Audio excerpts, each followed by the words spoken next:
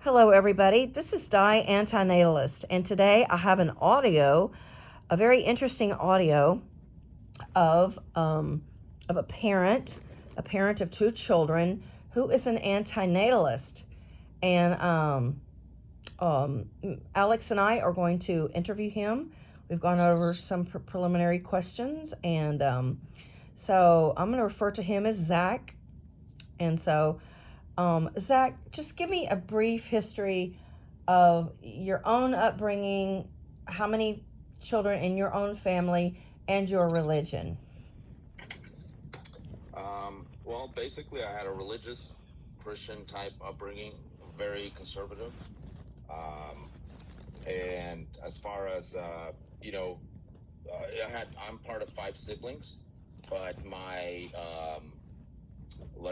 dad, for example, he's part of 12 siblings, right? And his mom, my grandma, paternal grandma, actually died giving birth to her 12th child, my uncle, Oh. who is still alive today. Um, but I was raised with, religious upbringing, heavily focused on God's goals. So versus personal autonomy. I'm no longer religious. I haven't not been for 10 years. Um, but, and the goal was with how I was raised, you get married and you have children, and children are blessed, right? It's a very positive thing, and you're measured by, how many children you have and that kind of stuff. So, um, but that's kind of where I started in life. Now, how So old are your children now? I got two kids. My son is 14 and my daughter is 12. Do your children know anything about your your beliefs and antinatalism? Yeah, they definitely do. I try to. I think they know too much in terms of they get annoyed by it sometimes. Because Oh. I'll read something or I'll hear a story or whatever, and I go, hey, check out this story. I'm like, doesn't that suck?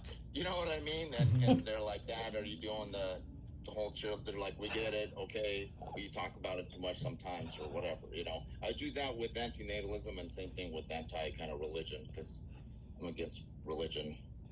So Yeah, and as we were speaking before the actual recording, um, you said your wife and yourself were not really on board at all with antinatalism, and she feels very differently than you. So, where is her perspective as far as family? she's part of, my wife is part of 11 kids. She's second to youngest of 11. And all of her siblings have kids. And actually, my kids have over 50 cousins. Uh, Oh. so, yeah. There's about, I think, 10 on my side of the family, and the rest are on my wife's side. So now, you know, it took a long time, but she eventually did say, she would have preferred maybe to have had one kid, um, but it took a long time. But she is still a conservative Christian, maybe not super conservative, but she goes to church, and um, so she's still religious and whatnot. So, I mean, there's definitely tension with that kind of stuff, but her and I do talk about it a lot, to the point, again, I think, I mean, she's pretty clear that it annoys her, but it's just something I can't always. I don't have a lot of people. We moved to Tennessee recently, so like I don't talk to a lot of people. I don't know, Mm. lately, and so I end up talking to her more about it, and sometimes to my kids, and so I don't know if that's healthy or not to overdo it, But I try to put a positive spin on it in terms of, hey, this isn't just because my wife, anything that's different in her views that she's used to growing up, it's negative, right? In her words, oh, Ex- this is negative. You're being I negative. understand that totally. Yeah. I was called negative myself when my opinions differed from my family's. Now, Right. so your wife does not have any regret, really, does she? No, no, she doesn't have regret, or maybe I don't know if she doesn't want to admit it, but we do talk about, about it more. I try to give different perspectives. And I think her perspective does change over time, but nowhere near to like an anti-natalism for sure. But maybe in terms of now she's a bit more, my kids are teens now, where she's like, oh, maybe, yeah, don't be reckless. Don't just start, don't just get pregnant. For me, I'm like, if your birth control failed or whatever, it's like I tell my kids, if it ever happens, like I have a daughter, and I'm like, hey, you know what? It's even if it came down to it, you could do an abortion. I mean, you want to avoid that and get permanent birth control or whatever. It's your decision, but that's what I would to avoid all these issues. I talk to them about anti-natalism and all. I give them real life example. A news story like today. This morning we talked about it. A couple, in Texas. It just happened. It's on the news. The guy came over to see his kids. They have 50-50 custody. And the mom wouldn't, they weren't home or whatever, the ex-wife, and her boyfriend came out and shot the guy or whatever, just random shit like that. And I'm like, hey, look, if you have kids and you decide you don't want to be no longer with the same partner, you still have to deal with them, right? Because you have to, let's say you have to share custody. Now you have to still deal with that maybe annoying or a person that is completely different than, maybe you don't want to deal with them anymore, but you have to, right? If you share custody. Yeah. And you know what? That's an interesting statement, because I grew up too with my parents divorced before we were teenagers, and it was very awkward. Visitations were very awkward. It really made things very uncomfortable as a teenager. And, and then it really divides your future. Like if your children get married, are both of you going to attend the wedding and see each other? And it's just never going to end as long as you share children together. Yeah, I think that's crazy. And I was trying to illustrate that to them this morning. And I'm like, hey, here's a real story. This isn't just a one-off. This happens to millions of people. And it can happen to you just as easily. Yes. And of course, my wife tells my daughter, she's like, well, you're never going to get divorced. And I'm going like, come on, like you have to be more honest with your kids. 50% of marriages end up in divorce. And, and I'm like, we can't just paint it. We got to be realistic. So that way they're aware of what they're getting into, because honestly, I was growing up, nobody told me any of this stuff. There were no warning stickers, Right. It was like, that's the example I tell them. I'm like, you might not like it, but I'm the warning sticker. You know what I mean? That, you don't want to stick your hand in there. Yeah. That's not, that's it might come across as negative. It's not, it doesn't make you feel fuzzy inside, but it's going to help you. That's the positive outcome, is the fact that you don't get your finger cut off in the fan in the engine compartment of a car. It's a warning sticker. And I tell them, like, that's what I am. And I really think that parents can be the strongest anti-natalists, because, they have seen both sides of the coin, and they can tell their story. And that's why I wanted to interview you. Your wife, she initially wanted kids, but you were like ambivalent. Well, here's what happened. Economically, we were just starting out with nothing. I was going to college, so she didn't go to college, but and 2 years, I didn't know. I was really naive in birth control. Like my parents even signed papers in public schools, like if it was birth control class, or it was birth control day, which was not very often. I didn't show, like they signed a paper that I couldn't even go, right? Sex education, because they hear the word sex and they're like, yeah, you can't go to that. Oh. Now tell everybody where you grew up. What country you grew up in? Well, till I was 8, I was in the former Soviet Union, a small territory called Abkhazia today, close to Georgia, Republic of Georgia, on the Black Sea coast. But when I was 8, we moved to the States, Portland, Oregon. But my parents continued to go to conservative churches, and that was just the norm. That was our life. Did you say Pentecostal? Yes. Yeah, that's what they call it. Yeah, Pentecostal. Yeah. Uh-huh. Now, let me ask a question. Did you want to finish? There you go. Okay. So I have a question just regarding how you raise your children, because as you know, most parents think that life is a gift, and they think that because they give their children life, that they're owed back. So parents are, likely to scold their children, punish them, not pay for their education because they feel like, oh, I already put a roof over your head, I did this and that. So when you take the antinatalist view, you kind of recognize that you haven't really given a gift. This person is in harm's way. So do you, when it comes to, letting your kids have, gifts that they want, thinking about their education, do you feel more, do you feel like you owe them more than like an average parent? Yeah, I definitely feel like I owe my kids, because whether I call it my being naive or whatever, I still take responsibility, and I do truly believe I try my best as a parent, but it's never enough, right? It's never. I mean, there's. We live in a physical world. Everything is limited, right? Your time is limited. And the hardest thing I've ever faced as parents is having kids is, now that you have kids, you have more expense, so you gotta, maybe work more or whatever, right? So you have less time now.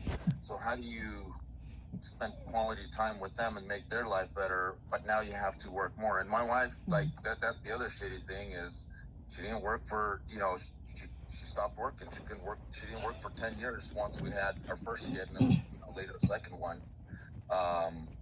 But honestly, the reason, one of the early reasons, we had a deal that she was going to take birth control, because I was really naive with the whole vasectomy. I didn't know anything about vasectomies for some reason. I don't know why, but I didn't. And so I might have vaguely heard about them somewhere. But had I known that they're not a big deal, and how much they would have, helped me on life, I would have done it. Like, if I knew what I know now, back then, it would be a no-brainer. So I thought, well, that the norm is that if we want to postpone kids, or we don't want kids, like, the wife takes pills or whatever. Okay. And that's what we did. And she took birth control pills for 2 years. And then I finished college, and then one day she shows up, she's like, I'm pregnant, I didn't want to take the pills or whatever. And I remember telling her, as a Christian at that time, I wanted an abortion, because my reason was simply practical. Well, first of all, I never wanted kids in terms of, like, I never had those thoughts like, oh, I want kids, that would be great. But the more practical reason, we didn't have. I just finished college. I had some college debt. We were living in an apartment. We had nothing economically, right? So that, to me, I was like, we're not ready for this. And exactly. So it's a huge financial investment. Yeah, that was my reason back then. But I only found out later in the future, we actually, like, I don't think she would have done an abortion anyways. But what happened was, we were living in Salt Lake City, and we ended up, whatever I looked up online, it was one of those fake abortion clinics. It was a religious thing where you think you're going to an abortion clinic, but then, and they do the ultrasound, and they're like, oh, the baby is, I thought we were going to get some abortion advice, but we came there and they did the ultrasound on the first kid, and they were like, oh yeah, there's a heartbeat, here's some paper, here's some pamphlets to read, and you take care of yourself, and it's going to be a healthy baby, and thanks for coming over. And I was so confused. I was like, what the fuck? Like, I thought are you guys not? But I was so confused at that moment, right? Only later in the future, like years later, did I find out there's these religious, they're not called clinics. I don't know what they're called. But what they do is they advertise online or whatever as under the key phrase abortion, right? But they don't do abortions. They're anti-abortion, right? Yes. And they're not registered nurses or anything. But they just do the ultrasound or whatever. And then, So it's like a trick, basically. And some of those trick places are they offer pregnancy testing, they offer pregnancy alternatives, but they sometimes they lure women in with free pregnancy tests. That's what this was. Yeah. Because we were like, because my wife did. She's like, I think I'm pregnant. I'm pretty sure, whatever. But then, I'm like, let's try to do. Here's a clinic, and here's an abortion. But then, it's also. Now that you mentioned it, I kind of vaguely remember, like, right, pregnancy test. So they'll confirm it. They did the ultrasound. But at the time we walked away, I was confused as fuck. My wife tells me right now, she's like, you never even mentioned abortion. I don't know. Maybe I didn't, but I swear I did at the time. But I know I definitely wanted one. But that was a bad day in my life. I do know that. Like she can't tell me how I felt. I know how I felt because if I remembered something really clearly, it was a pretty strong feeling because I was like, I felt like I'm fucked, right? And most of it wasn't because I knew anything about anti-natalism. It was just a simply logistical, practical point of view. I'm like, I just finished college. You know what I mean? I want to pay off these student loans. Like, this isn't what I signed up for.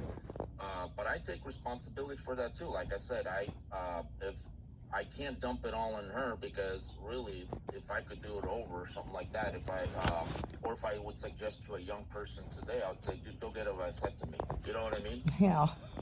Now, did you ever get a vasectomy? Yes, I did. Right after the second kid. Oh. I told you guys earlier before the recording.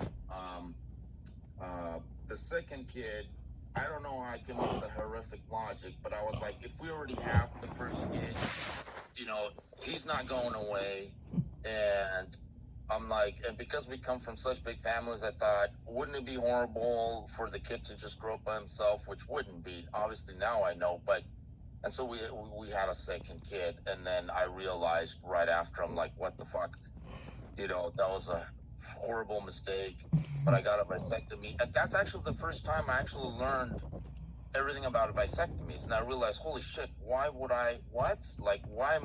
didn't I have this done years ago? And I went and got it done. And I was like, that's insane. You know what I mean? Why didn't I? So like today, like any young person, that's like the first thing I would tell them. I'm like, that's what, for any kind of advice. Like, if you want to reduce the amount of problems in your life, that's what you do. Now, it doesn't guarantee a lot of, like, your life will still be hard. But, why make a hard life 100 times harder by having kids? You know what I mean?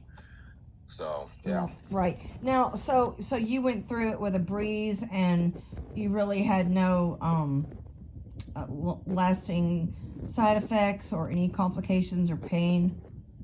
I was nervous for like the first month after, because I still you feel I felt it for about a month and a half. But it kind of died down, and it wasn't after about a couple months. Like, I kind of forgot I even really did it. So which is good, and I've heard that not everybody's so lucky, and I understand that. But to me, I thought even if it was maybe shitty, but it's still. I still think that it's kind of like even women's birth control. It's people say, well, it costs money. It's like, are you kidding me? Like, it's still a drop in the bucket compared to having a kid. So, like, I don't know what you're trying to say here, Right. So, or, a woman having a baby come out of her vagina is still, in my opinion, worse, and her body's permanently changed. So that's a lot more extreme than probably even some side effects of a vasectomy. True. So that's a big deal. It's a surgery. Exactly. And being pregnant is a risk, and women are still dying in America. 1,000 women die per year from childbirth complications and from pregnancy. So a vasectomy never killed anybody, but pregnancy does kill. Yeah, I agree. Yeah, that's true. So, unfortunately. So Zach, when did you become an anti-natalist, and how did you find out about it? Well, anti-natalist, like actually the phrase, I just like about a year ago, right? But some of the ideas in terms of like, hey, why are people having kids and all this money involved in time. So some of it was, I think it's just something that grew over the years. And like I said, even before I had kids, I never had interest in kids. But as far as antinatalism, or unconsciously the actual phrase, I only learned about it last year. And then looking into like, well, what are some of the arguments for it? Like, I want to hear this. I want to find out. I started reading, looking into it. I actually watched a couple of your videos, Dan. Oh, okay. And I was like, oh my God, like this is wow. These people make so much sense. I love this. You know what I mean? There's so much rationale behind it. It's Yeah. logical. You know, because it's so it was really easy for me just because it's so logical, right? It just falls into place versus because there's an insane amount of bullshit in life, and we all run into it every day.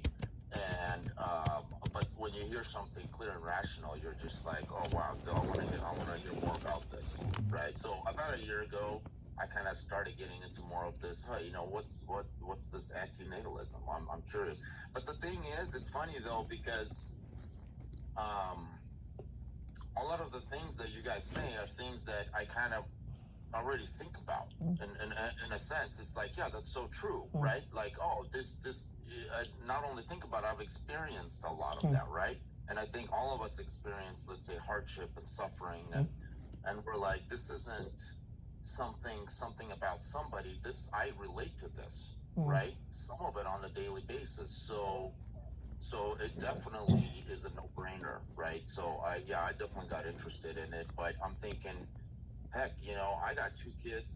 I want to, and then I got, you know, any young person I run into, you know, I got a lot of nephews and nieces and stuff like that, and I got a coworker who wants a baby really bad, right? And they've been trying to have a baby, but they have not been successful. And like, and I told them, I'm like, why would you ruin, like, I'm like, you got a good setup. Why would you ruin that with having a baby in life, you know? So, you know, he's into, you know, he plays video games and he does his little Bitcoin machines and this and that, whatever, that's his thing. But little hobbies, whatever, you know, like that's his life. But it's like, and he told me one time, he goes, oh, that would be so cool if I could play video games if I had a daughter or son. I'm like, what makes you think that they would want to do the same hobbies that you do? You know what I Exactly. mean? I'm Exactly.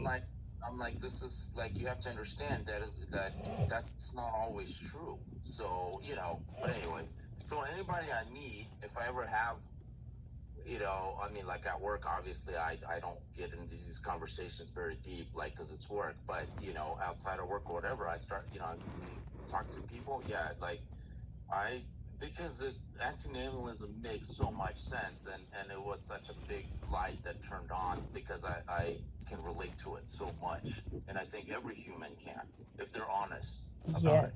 correct. And now that's very true. Um, Tell me about the taboo. We were talking about, you know, how it's a taboo to even question family or children. Yeah, I think, my wife, like every day, that's an example, right? But like I said, I have a lot of family. Most of them, in addition to just being parents, they're also Christians. But yeah, anything. But I think just in general society, I think we're all aware, right? If somebody said, you know, kids are this protected, I don't know what you call it. They're like this protected thing that you cannot criticize. Not kids themselves, but the idea of parenting or being a kid. It's like this protected thing. Yep, Um, reproduction. but I think there's a few things going for that, right? Going against antinatalism, like powerful things. And this is why we still continue to have millions of kids, despite what to us might seem obvious. Why would you have a kid, right? But people continue to have them. The powerful things are, you have, first of all, you have biology, right? So birth control, I still think it's counterintuitive. It's new, it's fairly new in human progress, right? And it's counterintuitive. It's not always easily accessible. Some people might argue that, but it just seems, and then in addition to, so you have this biological thing, right? People just naturally by default are programmed to reproduce, right? So like they want sex. Not everybody, but a large proportion of people, especially when they're younger. And then younger people are naive, right? They're still learning, they're inexperienced. So you have this dangerous mix. And then you have these institutions, right? Now you have another powerful layer of these institutions. So now you have these governments, right? They need, what do they? They need soldiers. They need taxpayers, corporations. They need employees, and they need and then like religions need adherence, right? So corporations need employees and consumers, I'm going to say, right? So you have these powerful forces benefit from constant reproduction of humans, right? And even animals too, right, to some extent. But how do you fight against that, right? This isn't like a conspiracy. This is it's a machine. And so and I'll prove it to you, because when I was going to school in the 90s, so middle school, my parents didn't allow me to go to sex education, but that class only happened once a year for 1 hour in health class, right? And then in high school, I did make it, and it lasted like, I think there was one period in high school in ninth grade or one of those grades, and that's it, right? And even when they did the sex education, it was all based on temporary sex education. It was like, oh, use a condom to prevent disease, whatever. But it just seemed so minimal. It wasn't like, hey, guess what, guys? Did you know you actually have an option of just never having kids at all? That's an actual option. Right. There's no rule or law that says that you can't do that. Right. Right? Like, I don't remember anything like that in school. No, Right? and that's by design. My mom used to tell me, like, when you have your kids, and she said that as if it wasn't a choice. Oh yeah, I've heard that. Oh yeah, all my life. My mom used to say that. My dad said it some, or mostly my mom. I see what you're saying. Yeah, I definitely had a lot of that in my life where it was assumed. It was assumed that that's what's gonna happen. That's the default. Yeah. It's not like, oh, but guess what? You can't have you could just choose not to, right? That's not something I've ever heard in my life when I was growing up. Never me either. Even in my 20s, it's just it's really weird.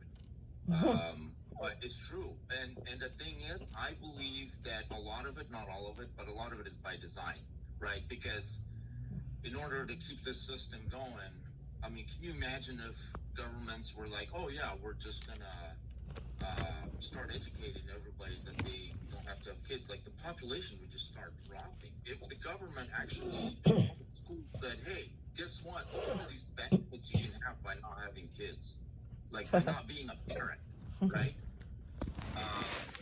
But that means in 10, 20 years, it's game over, right? So and instead, I know Russia was trying to give incentives. So these countries, like Russia is one example, their populations are dropping, right? So they're trying to give these incentives, like if you have a kid, we'll give you, more paid time off, or, by law, like the companies will be required to give, they'll give you some bonuses and some other incentives.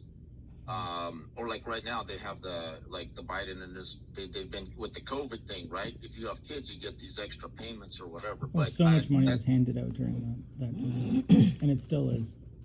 Yeah, but it's and the U.S. population hasn't been dropping as much, but some countries are already ahead of the curve in the drop, and the governments are starting. Some of them were at least trying to reverse that, right? Because they know they're fucked, right? Because but the thing is, it's by design. Even though in the United States, a lot of so you have the biological portion, right, which you're fighting against. You have and then everybody's born without knowledge portion. So like, not everybody is conscious about the fact that the whole birth control and everything. Yeah, we go to school, but like I said, like when I went in the 90s, literally, I think there was 3 hours in the course of 12 years, and one of them I got to skip. I made to the elementary sex education hour. I skipped the middle school one, and I made it to the high school one. I mean, that's all that was invested. And even then, all they talked about was condoms, and it was more just temporary preventative, right? It was, you don't want to get STDs, but nobody, like I said, it wasn't like, hey, you could just not have kids. Nobody ever told me that. Yeah, I didn't hear that either. Now, what is your age now? I turned 40 this year. Oh, okay. So I'm 40. Yeah. Okay. Now, what is your main regret about being a parent? I think it's just it's lost opportunity, right? So I did have with an extended family, everybody said the truth is most people in their families, they don't have a lot of money, and it's not just about money, but like they don't have a lot of, hey, I'm gonna break out of the mold and do things that I want. They're all working class people, right? So they're all working jobs that are fairly boring, whatever. They're all just, and I'm like, I wanted to, break out of that mold and maybe start, some businesses or do a combinations of things that I enjoy in life. I enjoyed art a lot when I was younger. And maybe not always have to be stuck, maybe retire a bit early or whatever. But it's just that lost opportunity in terms of, I ended up, I was starting a few other like internet marketing, whatever. I just had a bunch of different interests in art right before I had the kid, because I was like, I'm finishing college, I'm going to have some extra time to do these things that I really want to do, whether they make money or not. But once I had the kid, that kind of goes away, and so that kind of lost opportunity because you can no longer as much invest in yourself. I mean, that's what it means to have a kid. You're now you have to invest into that kid now. Otherwise, you're a fucked up parent. And so, and some people leave their kids, but I still believe a lot of them, they still live with that guilt, So, but I tried I still think I've always tried, and I've been a soccer coach and this and whatnot for my son, and we're a big soccer family. With my wife too. She's grew up with sports, and but it's it it but I still feel like it's a chore a lot of the times with the kids. That for me, that's what it is, right? It's still a chore. I have to pretend half the time because I don't want I want my kids to feel like I do give a shit, but half the time I have to pretend, right? But I do give it a shit in terms of I feel that I'm the one that created them, regardless of how it happened, and I have to do my best to maybe minimize the amount of suffering they have in their life. But a person can only do so much sometimes, and some of it, and uh, even people without kids, sometimes struggle. But if you have kids, like I said, you have so much more obligations and you have more lost opportunities to grow yourself, to grow yourself economically. Um, it's like I told my wife, I'm like, look, even if somebody wanted to have kids, I'm like, it would be more positive, and this is maybe not anti-natalism, but I'm like, let's say you found a middle ground, which maybe I'm like, even if you did, you would want to at least postpone them. But so many people skip those steps, right? They're like, hey, let's have kids, and then it's like, oh shit, but now I can't go to college, now I can't improve myself, now I can't start a business, and now my kids have to suffer even more. Why? Because like I'm like financially I'm in shit, right? So I don't know, but for me, to answer your question, I think it's just a lost opportunity. You have less time, right? You have to invest in yourself to become a better person. I really believe people who can invest in themselves, they're more statistically more likely to help people who already exist. Right. Yeah. Now, what could you have done with your life had you not have kids? Can I ask something first? Since I was young, since Actually, honestly, I just wanted to ask you something else. You mentioned guilt earlier, and I'm just wondering, like, when you first came across this philosophy, did you have like an internal feeling of guilt, like just knowing that your children are suffering because you brought them into this world? Do thoughts like that ever come into your mind, where like you just feel guilty towards their suffering, and how intense is it? Yeah, they definitely do. And it depends on the moment or the day, or if I read something, or if I see my kids having a hard moment, whether it's school, we moved to Tennessee, like my son, he got adjusted real quick. My daughter, it took her longer. She hated her school. Now she's got some friends. She's enjoying a little bit more, but she really, really fucking hated it. Like, and of course, those moments you're like, fuck, like, what can I do? I don't even know what to do at that moment. I'm not some kind of a god, right? So I'm a human being, and I got my shit going on. I got to go to work. So, so the thing is, you have those feelings, but is that the only thing I feel? No, I feel everything else that everybody else feels. Sure, we got you've got your mostly neutral moments, and then you've got some good moments or whatever, but you definitely have that. I get that for sure. Yeah, at different levels. Sometimes they're more intense, sometimes they're less. But yeah, when they're struggling, you're like, and sometimes there's moments because as a parent, like you feel like you can't do much. We're not all multimillionaires where you could just throw a bunch of money and solve every problem.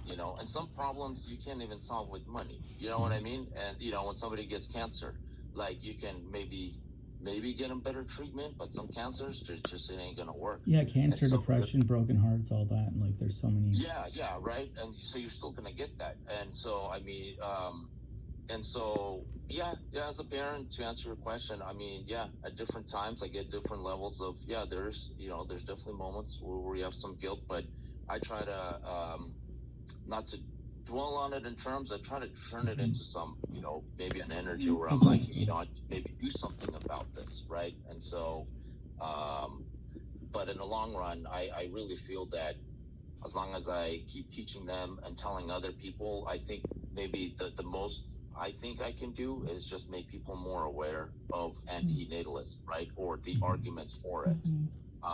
That's in terms of that. And then besides physically helping my kids, right? So that's and financially or whatever. So, yeah.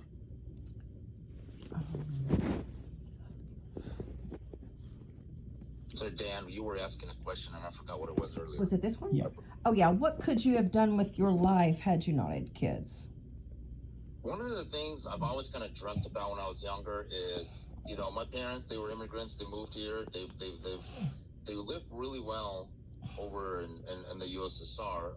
My dad kind of had his own business or whatever, but once we moved, they couldn't take any money. So they've always struggled. And so since I was younger, I've always thought, I'm going to go to college or start a business or whatever. And then once I make it, if I do, I want to help them. I want to help them buy a house so they're not mortgaging. Now, my parents did eventually get divorced when I was around 17. But I still always had that dream of helping them. But the thing is, once I had my own kids, that kind of all went to shit because now I had to change all my energy and focus on the kids, right? And so that was kind of one of the things that I really always wanted to do was it comes back to me like help people who already exist, right? People who are already important, they already exist, and they're already important to me, and there's no shortage of those people, especially in my life. Like I said, I have an insane amount of relatives. I have cousins that I almost never see. I have also over 40 cousins, and all around the country and the world, and so there's no shortage, right, of people who already exist that to help. And so that was always now even sure, maybe even if I didn't have kids, I couldn't help everybody, but even if I could start with my parents, I wish I could have done more for them, and so that was one of the that was a big one that always kind of stuck with me, that I think I could have done better if I didn't have kids. Yeah. Now, I want to back up here because I didn't really ask this question earlier. Were you married when your first child came along? Yes, we were married. Okay. We were married for 2 years. Oh, okay. So, what age were you when your first was born? Let's see. I was 23, I believe. Yeah, 23. I believe. Yeah, that's very young. Yeah. I mean, hell, I don't know. Even the marriage was a little weird, but I don't know. Like I was taught that you don't sleep around, you don't date people, you find somebody and you marry them, right? And honestly, my wife, because of the whole religion thing, she was the first person that I fell in love with, and that's the first person that I married, right? And so, that's that. But that was a major issue and I think still is today, because I've always, I'm like, shit, I never really got to date other people, right? And so that's always been an issue for me. And my wife and I were both honest that we probably would have gotten divorced fairly soon after, if we didn't have the whole kid situation, and you could still get divorced with kids or whatever, but I don't know. It's always been a point of struggle for me. But we were married for 2, but the whole marriage thing, it was all very religious too. So I don't mean just the wedding, but just the whole idea of not having the chance to. I don't remember ever wanting to get married like permanently for life. That just. But it was one of those things like, well, this is the right thing, right? And so I trusted other people in my life, other Christians, and I thought, well, of course I want to do the right thing. I want to be a good person, so that's what I did. And so this is what I mean. Like, I was taught what is right for the Lord or whatever, or God, versus any personal autonomy versus what I feel, right? It was, they call it Adamic, Adam, like after Adam, Adamic nature, I think is what they call it, the religious and Christians. And they're like, oh, you're supposed to suppress your human Adamic nature, and you're supposed to, go with God's will, but really it's just interpretation of some whoever the fuck you're listening to. You know what I mean? Some pastor or whatever. And it's just like, but yeah, it's easily be taken advantage and lose any kind of personal kind of autonomy and personal decision making when you're brainwashed. So yeah. Now, since you've invested in your children and they're getting close to adulthood, what do you expect of them in the future? What do you want them to give back to you? I don't know. I don't really expect anything from my kids in terms of them giving to me. I would just want them to be happy in their life. But I mean, my biggest fear, honestly, is them just having is them having kids in general. But even bigger fear is that if they ever do have a kid, that it would be premature in terms of they would have the kid at like 18 or something, right? And then I don't know if I could handle that. Like I've told that it would just, I don't know. That to me is a big fear. And so I don't know if I would feel as like maybe I failed, but I know that once they're adults, there isn't anything I can do, they're their own human, but as far as, I don't expect them to give me anything. I just want to educate them as much as I can in terms of, but maybe at some point I'm like, you know what, at least I've tried, right? And so obviously you can't force people, and I don't plan to, obviously, but because that will backfire if if you do it that way. But education, I think, is important. At least as a parent, the most I can do at least is educate and maybe financially help them in whatever way on that end. It's like, I don't know. I don't know. Maybe my daughter's 12, but my wife was there too, and I don't know. I think I say sometimes things that might not be age appropriate too. But I feel like if I die today, my kids are in the hands of conservative Christians. That's all their family, right? They're all church going, and I'm like, there's going to be nobody else to go, hey, And so I feel that if I don't say something to them today, and if I die, then for whatever reason I get hit by a bus or whatever, then then they're not going to ever hear that. And so it's like I told my daughter, we were having a conversation, my wife was there, and I'm like, I don't remember what the question was, but somehow my answer ended up being, well, if you ever have to have an abortion, I'll pay for it. That's what I said, and I thought, shit, she's 12, I don't know what the fuck I'm talking about. But I thought, you know what? If I died today,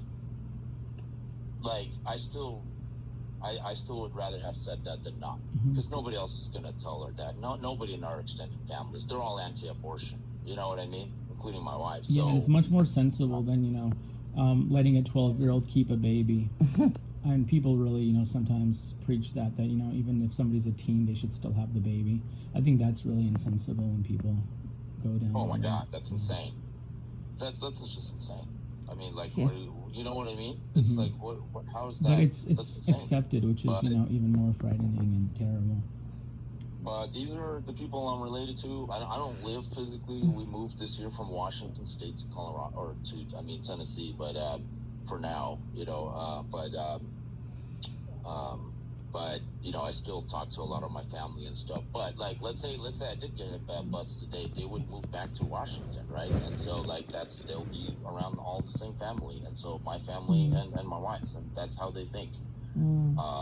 So I'm like I said, I feel like I'm the warning sticker.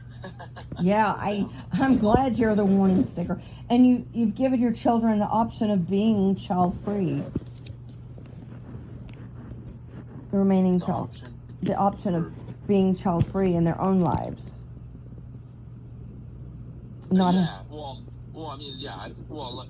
told that to my wife, to my kids. I'm like, man, I'm like, the things that, and I'm like, it's not about giving me credit. It's not about me at all. I'm like, this is about your happiness and in the future.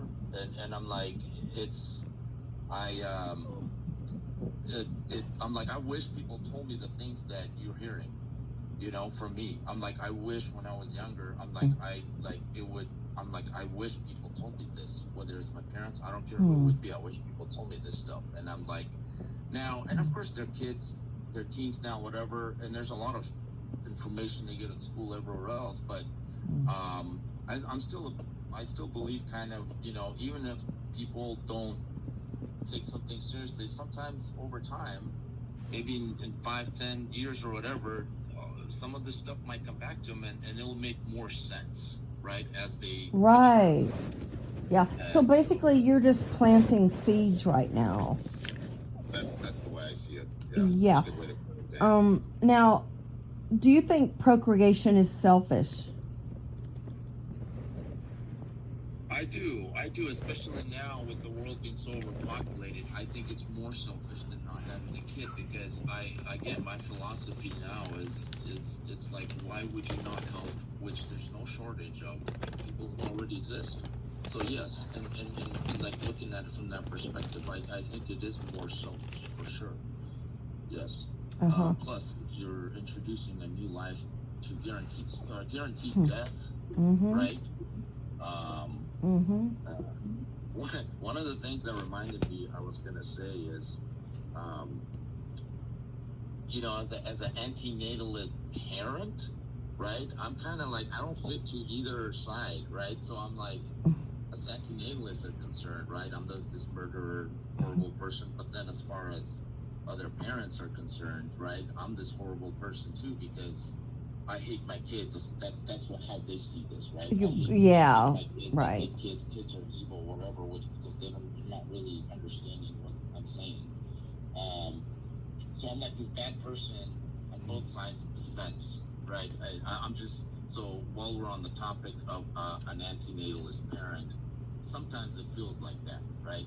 You can't appease either group. Yeah, that's definitely a strange position to find yourself in. Yeah, but I mean, I got pretty thick skin. I don't, that part doesn't bother me as much. It's just an observation, Now, do you talk to your peers or your coworkers about antinatalism? At work, I don't spend too much. I haven't mentioned the term antinatalism, but every so often I do plant a few things.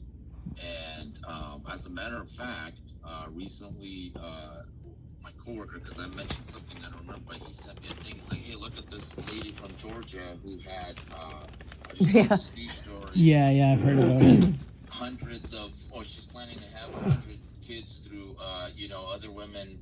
Surrogates. What is it? In vitro. Surrogacy. Yeah. So yeah, surrogates. Yeah, thank you.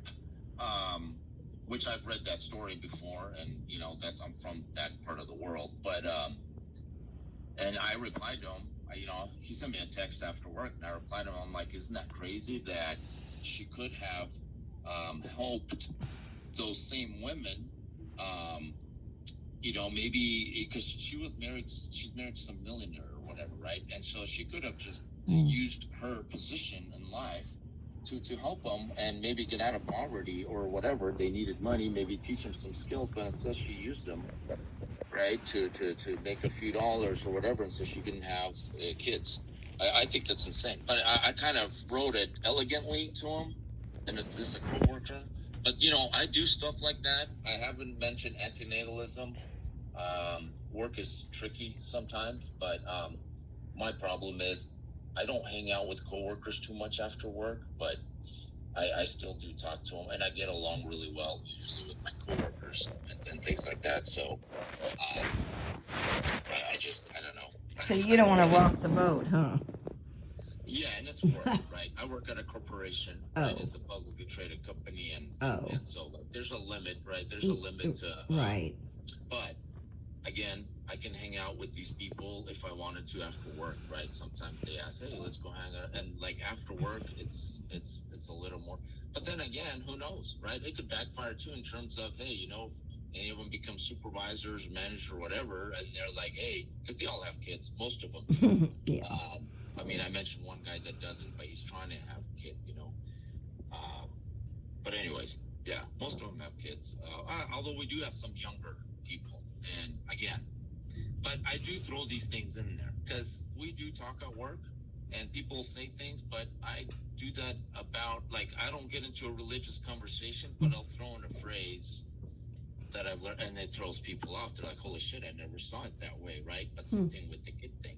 I'll throw something in there, I'm like, why would somebody, and I wouldn't say it to them personally because I don't want them to take it personally themselves, but I would say it as a third person, like, why would somebody, is how I'd rephrase it, right? Want to, create a new person with new problems versus helping existing people. Right, and the Georgian lady that her and her husband are gonna, have so many children with surrogate moms. They had the money that they could have actually adopted children and, taken care of, because adoption's very expensive.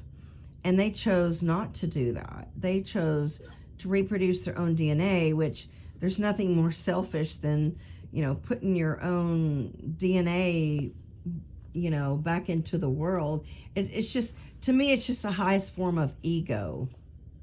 Yeah, it's mind blowing. You brought that up with the DNA thing, or with passing on your whatever.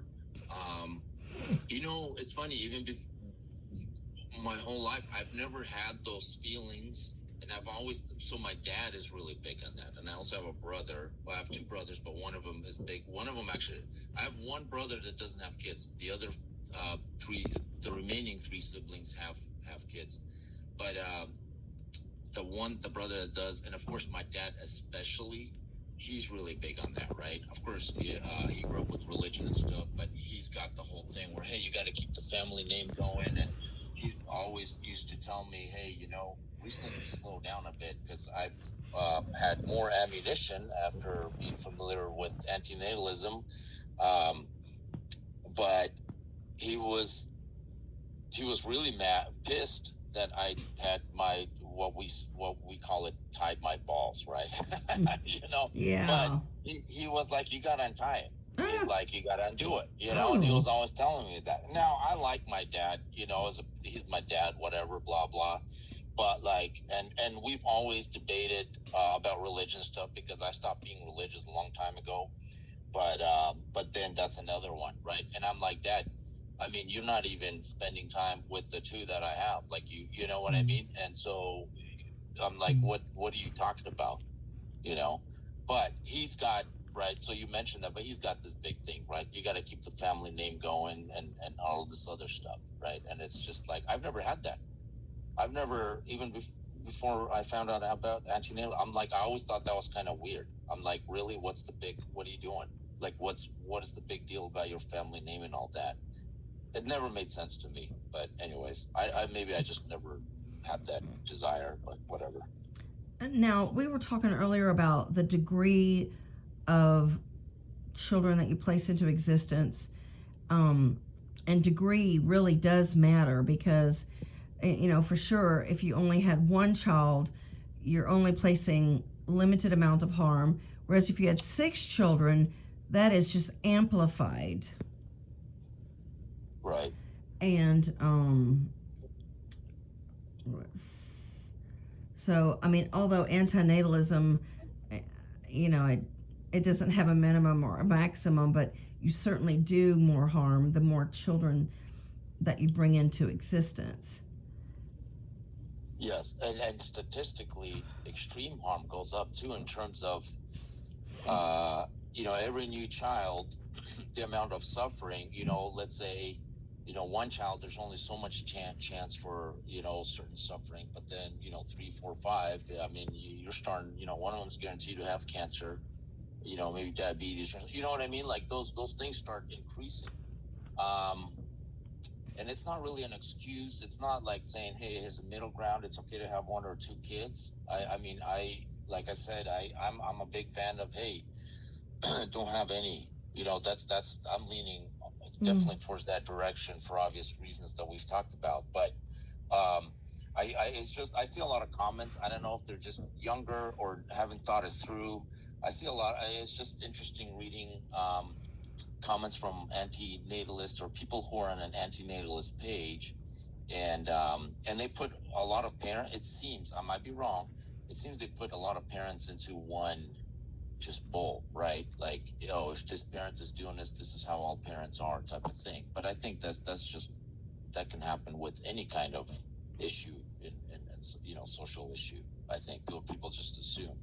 But the truth is, I honestly believe now a lot of parents might not be woke or conscious about antinatalism, but a lot of parents do have regrets and they do understand, but just not all of them. But it's taboo, and so they don't talk about it, right? And so publicly, and so they just play it off. Here's another thing, and I have a lot of cousins, but there's certain ones that I'm closer to. They have this thing where they will never ever admit regret. Right? It's like no matter, not just kids, anything, right?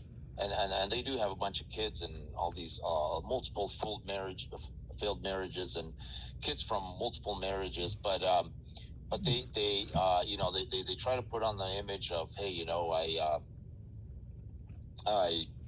no, I don't regret any of it, type of thing. But then you're like, dude, your life, like, you're just, what are you doing? You know what I mean? You're obviously, a lot of things are obviously not okay, and it's just getting worse. And so but there's there's a human behavior where you look weak if you show any sign of regret publicly, right? Yeah, and right. That saying, there's a saying, don't let them see you sweat. Yeah. So there's that, right? That's just a human behavior thing that's just across the board, but it happens with kids in a big way. And because kids are, they can become extremely difficult and financially and this and that, and a lot of parents suffer, but they will never admit to it, right? Correct. They will never admit to it, but for multiple reasons. And some of those reasons are, they don't want to be seen as weak. Like, hey, I made these life choices. I meant to do that, right? But the thing is, like, 40 to 50% of kids are born unplanned. Yes.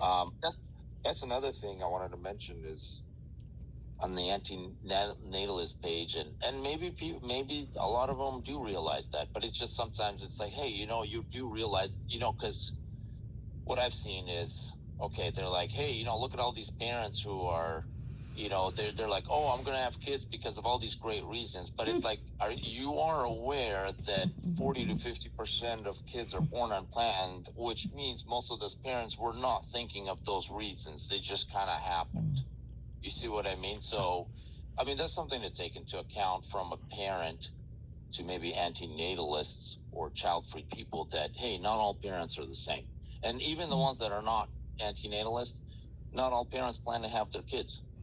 I mean, that's just the honest truth, right? And so... it's just something to keep in mind. Maybe I don't know what to do with that information, but it's true. Now, Zach, are you a member of I Regret Having Children? Yes, I'm in that one. Yeah, so that's really, really eye-opening. And I think some of the saddest regretful parents have children that they don't identify with or relate to or even love. Right. And some of them are just fed up with the child, do not like the child, they just want to leave. They just want to, just get off of where they and go back to where they were before they had that child. Yes, yeah. I think having groups like that is extremely important in society, and the internet helped with that, right? Because you have this whole anonymous thing where before, you show your face or your name and this, and if you save that, people are going to shut you down. You can lose your job. Like, it's illegal, but nobody has to know that that's why you got fired, right? You know what I mean? And so, but the internet is changing that, and I think it's extremely important, and to me, I like to study human behavior and stuff like that, and I read a lot of that, and some of those stories are horrific. They are horrific.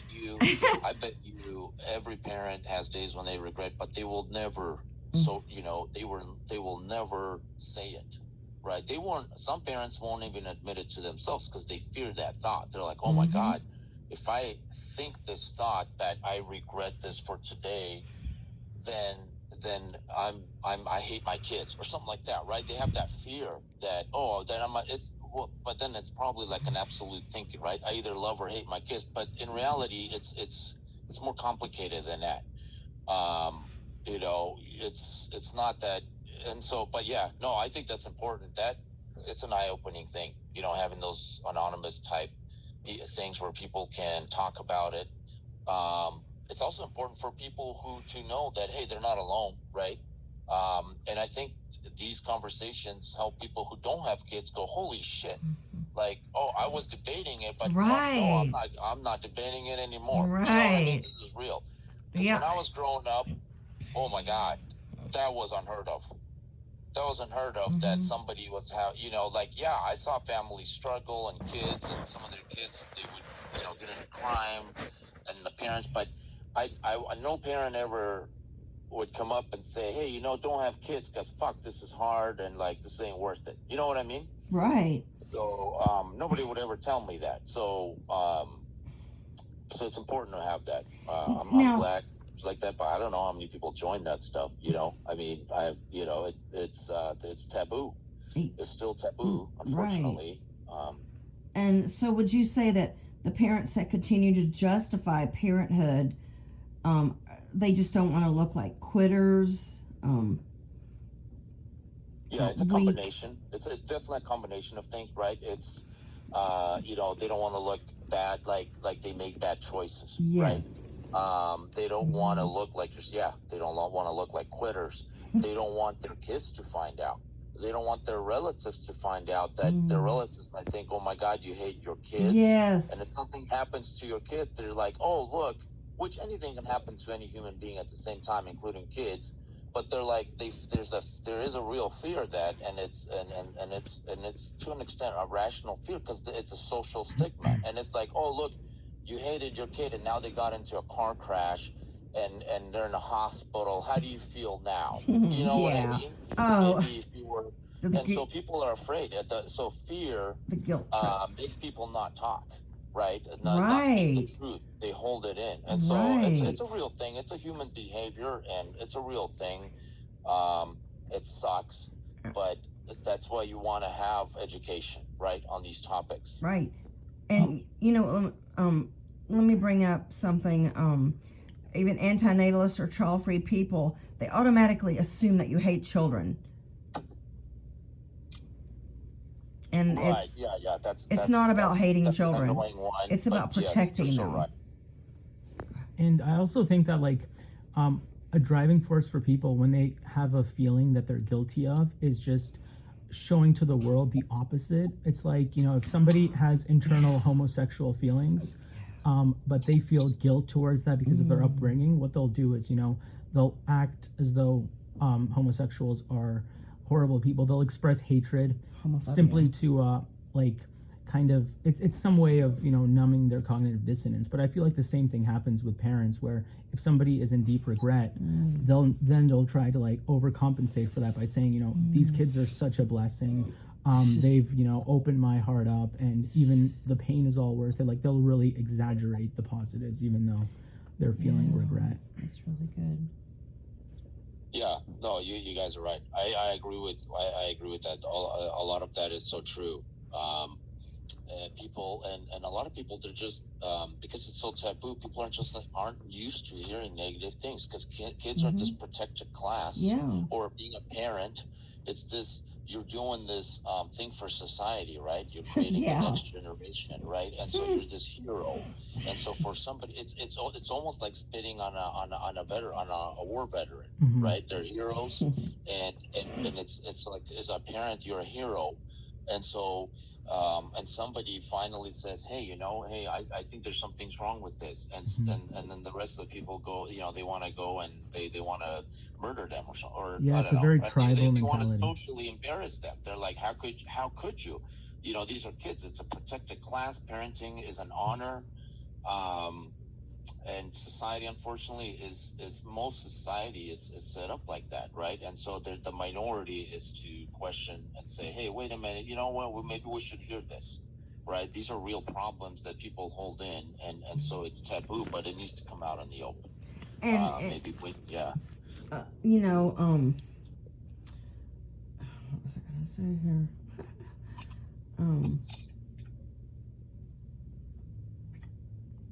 Gosh, I have denying regret. I was trying to follow.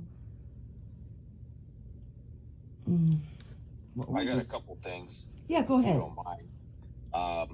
One of the things I wanted to mention is, I actually have heard, you hear this expression where people do say, and I was maybe one of those people, I just didn't dwell on it too much. Hey, you know what? I don't want to have kids. But the funny thing is, a lot of people are not proactive about, because remember, biologically, we're still, by default, we're going to have kids if we just go with the flow. So it's not enough not to want kids. You actually, like, if a person is sexually active, which most people are, sooner or later in their life, they have to be proactive about it. And this is a big one for young people, right? Because I'm starting to hear more, people are saying, hey, hey, which anti-natalists love this, right? Less people are, or more people are starting to have, not have kids, become child-free, right? Which is great. But so you start hearing this expression, yeah, I'm not going to have kids for these reasons, etc. And it's so expensive now, and all this other stuff, and the world's going crazy. But the thing is, it's like, so did you get permanent birth control, or what are you doing proactively? Not, you know what I mean, to make sure that doesn't happen. And this is more important for men, because some women, obviously the ones that don't believe in abortions, but the ones that would probably be okay with it, they at least have abortion as a backup, right? But men especially, they don't have, if they screw up, they don't have a choice. The whole pro-choice thing, men are completely excluded, and for good reason. But I just wanted to point out, it's important, like for me, if I talk to somebody, young people, whatever, whether online or not, or in person, it's like, hey, it's not enough not to want kids, right? You have to be proactive. You have to go get a vasectomy or whatever, right? In the long run, condoms might not even cut it in the long run, especially if you get in a long-term relationship or whatever. And so I'm just saying, it's main thing, be proactive, right? It's that message. Yes, and I agree that men have to be more proactive, because they have fewer options after conception than women do. Absolutely. I don't think they have any options. They don't have any options. No, yeah. Yeah, which is insane. I mean, if you think about it for a moment, that's crazy. As a matter of fact, it seems like a lot of child-free, pro-antinatalism people don't even realize that, actually, including women and men. or some of them probably do, but it seems like the way they say things, like they try to get defensive if you mention that to them. They get defensive. They're like, well, then why would just go get a vasectomy? What's the big deal? But it's like, well, but then there's reality where if everything was that simple, and everybody just knew that, then yeah. But there's millions of babies continue to be born, right? So, and what about but no, it's extra important for men. I think it's important for anybody. Another thing, maybe related to that note, I'm a fan of. Doesn't matter what gender you are, you should be responsible for your birth control. Because that's the thing that got me in life is, if let's say you love somebody and you trust them, let's say you're married to them, people kind of put their guard down, right? And they're like, well, if we agreed on birth control and my partner said they'll take care of it, then I could just depend on them. But you can't. That's the thing. I think everybody, regardless of gender, should be responsible for their own birth control. Right. That's the way I see it, because too many people get burned. And like I said, especially maybe males, like you're saying, after conception, but I think it's females too. Because females, in a lot of cases, they might have a option for birth control, but the thing is, there's that pressure. And if if a female is not pregnant, I don't know. I'm just kind of thinking maybe, and you guys could let me know if I'm off. There might be situations where if she's not pregnant, and she's trust the guy for birth control condoms, let's say, right? But then something doesn't work out, she becomes pregnant. Something happens where even females who might have thought an abortion was okay, but they become pregnant and they go and they hear a heartbeat and they change their mind. They're not going to do the abortion. Right. And so I think for those situations, it's important for females and males, go get permanent birth control, because some females, even if they're pro-abortion, they will change their mind, unfortunately, right? And they will proceed with the pregnancy, because the whole social pressure that it's a heartbeat, and if they go to a fake clinic, I mean, that's a big one. Yeah. Right? One of those fake religious whatever, and they put that smile on, and they're like, hey, you know what? What do you mean abortion? Hey, look, you got a heartbeat, you got a healthy baby. And that's what they do. Yeah. And it works. One thing that they used to tell women is that if you go through with the abortion, you'll always be the mother of a child, but you'll be the mother of a dead child. Yeah. Oh, yeah. That's fucked up. And you know what? Like just by having or giving birth, you are penalizing that child with an eventual death. So, it's kind of ironic that they don't like to think of death, but the child born is going to be dead anyway. Yeah, you're still doing it no matter what. It doesn't matter. Sooner or later, it's going to be death. Yeah, but good luck. Yeah, no, I agree with you 100%. Logically, it makes total sense. But people they don't register. They're not used to this. And then if you get into religious people, it's game over. Like, it just goes, it's just, you're the devil. You know what I mean? Yeah. I'm the devil, And you know what? I've started, we're holding sign. Did you see the sign holding video that we did in Toronto? I've seen some, but remind me which one. I've seen I kind of vaguely only remember some things, but not on that. But which? Oh, it's one? We just did it a couple days ago. It's called People's Reactions to Anti-Natalist outreach. I don't think I've seen that one. No, it was very recent. I'll send it to you. We stood with a megaphone on a busy street in Toronto, and we were just, actively talking about anti-natalism. And within 10 minutes, I mean, we got death threats, we got threats of violence, just in 10 minutes. Wow. And people are giving, really, unfortunately, nobody really came up to talk. It was just either people would walk by, but it was interesting. So, we've gone over an hour here, so I want to wrap it up, but I think you've just given me a really, really comprehensive interview. Is there anything you would like to add? I mean, I've always got a lot more to talk about, but like you're saying, I don't think we want to overdo it on time. Okay. I mean, I had a few more notes or whatever, but I don't want to go too far over. I don't know, maybe I'll throw out a couple things real quick. Yeah. Just one thing, and we covered it a little bit. It's just maybe it's something for another time we could talk about. But I'm really still, I don't know if things changed, but I went to school in the 90s in the U.S. and the whole sex education seemed very limited, in my opinion. You know, it's like you get 1 hour back then in like 3 years, right? Or in 4 years in high school, for example, or something. That's what it seemed like to me, at least. I mean, we had it in like 5th grade, I think, 5th or 6th grade. Yeah.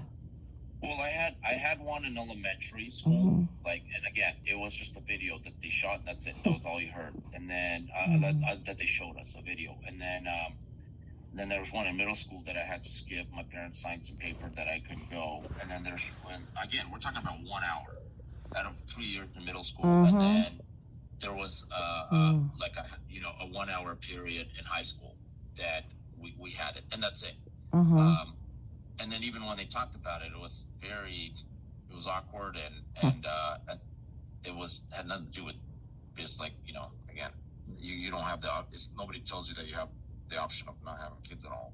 It's just but anyways, I mean, that's about it. I think, I mean, like, I could always have a lot more stuff to talk about in this, but yeah, we've gone pretty far. So I mean, you know what? It would be nice to do a follow-up video too as your children age. Yeah, we could do that. Another thing, I don't know if people are, who are listening to this, if they have questions, if this is going to be on YouTube or it'll be on YouTube. Yeah, because if people could write questions, maybe we could take some of those questions down. Oh, that's a good idea.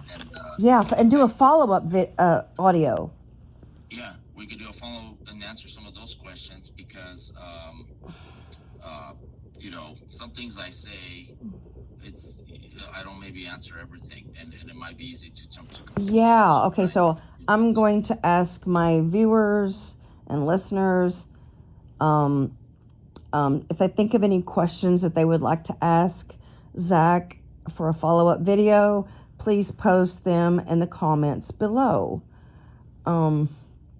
So I really appreciate your time, Zach. We've been trying to get this thing together for a few months now, and I really appreciate your time and your candidness. Yeah, and I could do it more often. I as long as, like on a weekend or something, night or whatever. And I can do it more often. As long as we plan ahead, like we try to. So okay. Yeah, I enjoy it. I don't have a lot of people I talk to, and I certainly don't have people in my personal life. I have a younger brother who's a little bit in the middle of all of this stuff. He's kind of like in there, but he doesn't have kids, but I enjoy talking about this stuff, and if anybody can learn something, or if they have questions, I'm open to talking about, and that's what clarifying, right? Maybe some of the things that I say, and I'm learning a lot from you guys, and from even the group, right? Like the Facebook group too. So I'm learning a lot, and so yeah. So I appreciate everything you guys do. You guys help me a lot too. So I really great. That. So okay. Thank you so much for your time, and I'm gonna post this video, this audio tonight. It may take a while since it's an hour upload, but check it out. There won't be any visuals. It'll just be like a blank screen, but